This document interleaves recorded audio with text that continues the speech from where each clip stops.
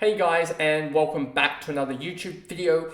And in this video, we're going through the AFL Fantasy Team reveal for round 16. But before we jump into this video, remember to like and subscribe, turn the notification bell on so you know when I upload, and let's get into the video. So, my recording studio actually is working at the moment. It's not worked about 6 or 7 times to the point that I had to manually play that subscribe button. That was annoying. It's taken 25 minutes to start this video.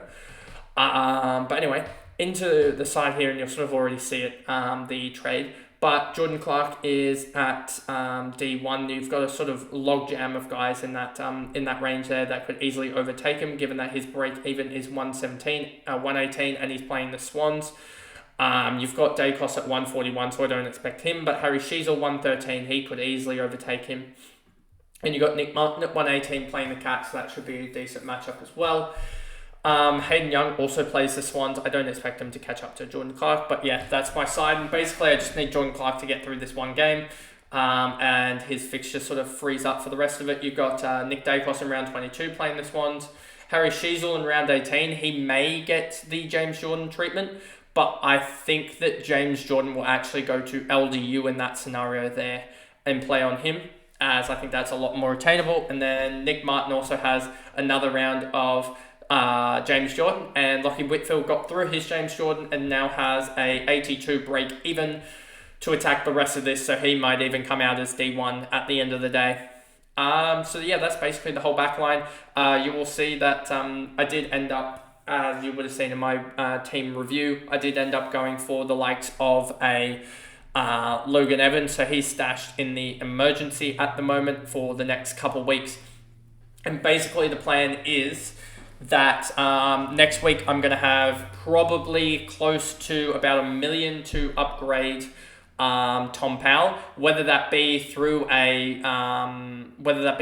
the likes of a Jai Simpkin or a Rosie. If they do perform, there's that. There is a massive opportunity to get a guy like Josh Dunkley, because he, if you look here, all my mids, I basically have, well, that would be an upgrade there, and then I still have a rookie in the forward line currently that will be upgraded eventually. But if I get like a Josh Dunkley, that would mean that I'd have roughly, I would say, about 140-ish K the week after, on top of a rookie, on top of like 2 400K rookies. So yeah, I think I'd still have enough. Josh Dunkley, I do like the run he's got coming forward here, because I don't expect him to really get the tag against any of these clubs. And if we look at his match stats, they don't look the most convincing, but I do like how he's had this before. And he had a 118 against the Power. Against the Saints, he had an 87, but he got off to a really good start. So I'm just waiting another week with him. I think I said that in the trade targets video yesterday, that I wanted to wait another week with him. But there's also plenty of targets around that 800 to 900K range. If we go 3-round average, there's also guys like a Taranto that you could look at as well. Taranto here, 926K. He's got a 95 break even coming off the bye. If we look at other guys here, let's just look at midfielders here, just trying to go through them. Trelaw potentially as well, 950K. He's been ultra consistent.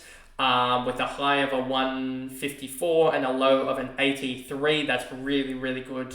A really high floor and a really high ceiling as well. Sammy Walsh could come back, could come into the side. Caldwell as well, another one I could look at as well, but I do actually have a completed forward line. He may be a guy that I look at in case I don't want Luke Jackson, but I'm trying to continue on the cash gen, because I would love to have him as a 23rd primo, or someone like a Kerno or something like that, given that Kerno has a good sort of end to the season where he can honestly score about 90 fantasy points a game, which could be just a good, and just hope he goes on and kicks like a 10-goal effort in one of those games, because that will be the difference maker. But that's sort of my thoughts on the trade targets for the next couple of weeks and the reasoning behind them. And with the Kerno one, it's not like me going against the the reasoning for not bringing in Rosie. That would just be like a last week or two sort of 23rd primo, just coming up against really good matchups, I believe. Let me just double check through Tom DeConing. Yeah, look at those matchups that they have the last 3 weeks. You've got even Collingwood to a certain extent, Hawthorn, but then you have the Eagles and also the St Kilda, who I'm pretty sure he feasted on the Eagles early on in the year. Let me just check. Have they not even played the Eagles? Do they not play the Eagles until round 23? Wow, that's kind of crazy. So yeah, anyway, that's sort of my thoughts on the reasoning behind that and all of those guys, because I feel like they're more definite scorers than Rosie, Simpkin, etc. We went through the defender line. Midfield, Gordon still number 1. You've got Dane Zorko, the guy that I'm bringing in this week. I really like this potential matchup as well against Melbourne. I think it only gets better. I don't think they'll do anything to annoy him, honestly.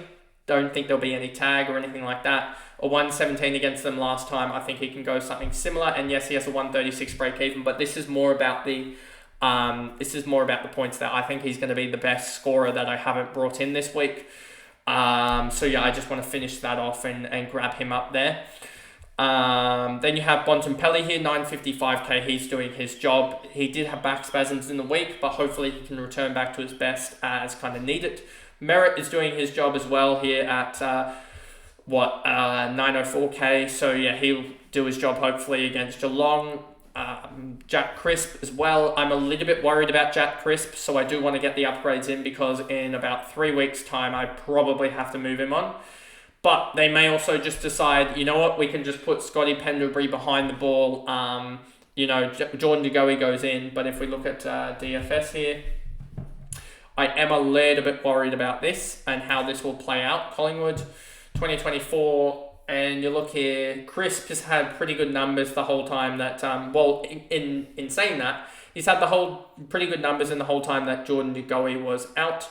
I wonder with this, given that, just looking at this here, I'm wondering if it's feasible to say that with Jordan De Goey out, still coming back in, and I think Scotty Pendlebury's coming back in. Let me just double check that.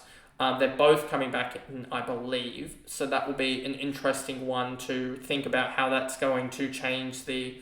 Let me just double check.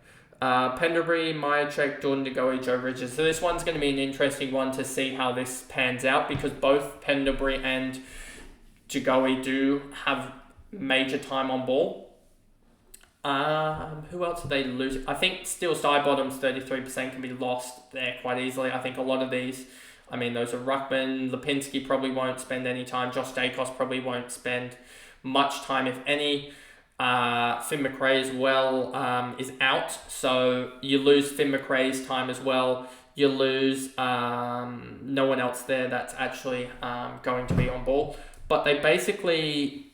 I don't think they brought in They left out Charlie Dean and they didn't bring in another defender. So they could be Scott Pendlebury behind the ball, maybe ease him back in for a couple of weeks behind the ball or something, but we'll have to wait and see on that one. Do they have full lineups? Let's see. Scotty Pendlebury is listed as in the middle. Jack Crisp is listed in the middle, and you've got Nick Dacos on the half-back flank. So yeah, I think that'll be a 4-strong... I think it'll be their 4-strong midfield, to be honest with you, but it'll just be an interesting to see how that lines up, I guess, because they may try and maneuver around the Tuke Miller tag as well. But anyway, that's thoughts on Crisp. Butters, he'll be fine. He does have the tag this week against the likes of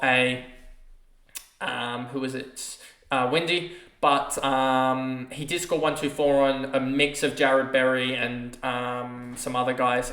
No, they didn't send... Did they send... They sent Jared Berry to Horn Francis, at major points in this game, and they didn't actually send him to Butters. They let Butters versus Neil just duel it out, and Neil won. So, yeah, I think Windy goes to him for most of the game. Windy probably checks on to Rosie for a little bit of the game, but not too much. So, yeah, it will be a little bit of a worry with Zach Butters, but I think he's totally fine, to be honest with you. Once he gets through that, his run I think opens up a little bit. And the thing about this is, I genuinely think the Swans, it's a weird thing because you think Swans massive tagger. I don't think he actually gets the I don't think he gets the James Jordan tag. I think he gets the row bottom tag, which is a little bit lighter. A little bit lighter. It is still bad, the row bottom tag, but it's not as bad as or row bottom run by roll, but it's not as bad as the James Jordan, it seems like. Tom Green copped the, what was it, row bottom tag after about half time or something like that, and really didn't score too much. So let me actually just double check for you guys how much he scored. Let's just see here. Matches, round 15, go down here. Sydney, go down to Tom Green. In quarters 3, he scored 18. Quarter 4, he scored 20. So he scored 38 in the second half on row bottom, which pretty much shows he stopped. But yeah, he looked back to his best in that game. You sort of nonchalantly look down at the scoring and you see he's on about 50, or at least I did about 20 minutes into the first, and you go, Wade, what's he been doing? Maybe it was just that I was so focused on the Swans that I just missed him getting a lot of the ball, but he was on like 4 tackles, 4 marks, like after, it was just kind of crazy. Let's just see, he was on 5 marks, 3 tackles, 15 touches, 60 points at quarter time. So yeah, he was on a good portion of that at 20 minutes into the first. And Tom Powell hopefully gets the uptake from Wardlaw going down. That's hopeful. What I'm hoping will happen, but I'm not too confident. So if I can get 2 good scores, if Tholstrup scores really well tonight, then I can just be like, yeah, I'm going to play Tom Powell here, and Billy Dowling will go. Tom Powell will go there, and Billy Dowling will just go off for Sean Manor. But if Fraser can do it, if we can get 2 good scores off the bench somehow, how are we going to do? I'd probably need a score in the defensive line from Schoenmaker, but Schoenmaker plays late, doesn't he? Yeah, Schoenmaker does play late. So how could I pull that off? I only have one guy that's not playing. So if Fraser scores well as well, and I can lock off without having Tom Powell there, I might go maybe even a non-rookie scorer here or something. Or, you know what, no, I can't do that as I don't have another ruckman there, to be honest. Damn, that sucks. So yeah, maybe I do that or something. Maybe I just have to suck up Tom Powell's like 60 odd that he's probably going to score. It sucks, but it's one more week of this, and then we can just go down to proper primos and then a rookie as well. And I know that Luke Jackson is here on a 39, but he scored a 91 previously, and he did score against the Swans a 73, so he's not the end of the world, and I do want to get him out, but not just yet. He will be the luxury upgrade at the end, I reckon, to a Rankin or something like that, who I am monitoring at the moment, but I think Rankin also cops a massive tag from Bedford. And if we look at Rankin here, you'll see he does cop a little bit of treatment for the next sort of 3 weeks, and then it opens up massively. So I'm looking at Rankin in 3 weeks' time at like potentially 750k or so, around this same price, and that should help him out. But yeah, that pretty much is the video there. The forwards are as is. Basically, Billy Dowling is the one that I'll probably play on field just because he's going to play second, and we do have Tholstrup's match up first. I'm hoping he gets a good score against Brisbane. If he can do that, then it will save me a lot of hassle, I guess. But you've also got the fact that he's averaging 51 for a reason. He could easily drop a 50, and I'd take a chance on Dowling with a 50 score, to be honest with you. But anyway, and I don't know whether to go Evans or the likes of the Schoenmaker there. I just want to check with Port Adelaide. Let's do this. Live scoring, maybe AFL. Do you have like round by round AFL? Let's see. Results, maybe that would be the best. I want to see how Port did. Had Port even played St Kilda this year?